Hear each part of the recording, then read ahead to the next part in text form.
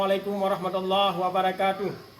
Dalam rangka pencegahan penyebaran virus corona COVID-19, saya pimpinan LPI Darul Mukhlisin Gampong Alua, Kecamatan Tanah Luas, Kabupaten Aceh Utara, mengajak dan menghimbau masyarakat senantiasa mendukung sama-sama program pemerintah serta bahu-membahu dalam hal pencegahan tersebarnya virus corona di tengah masyarakat.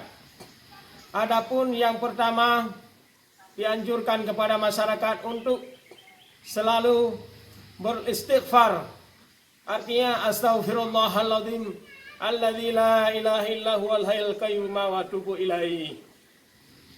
Bertobat dan memohon ampun kepada Allah Subhanahu wa taala. Yang pertama, yang kedua, menjaga perilaku atau gaya hidup bersih dengan cara membiasakan berwudu dan cuci tangan, dan juga kaki jangan lupa. Yang ketiga, dan andai kata kita keluar rumah, hendaklah memakai masker dan menjaga jarak, insyaallah. Keempat, andai kata ada saudara kita yang terjangkit virus corona, jangan dijauhi dan dikucilkan. Dan jika ada masyarakat kita terkena virus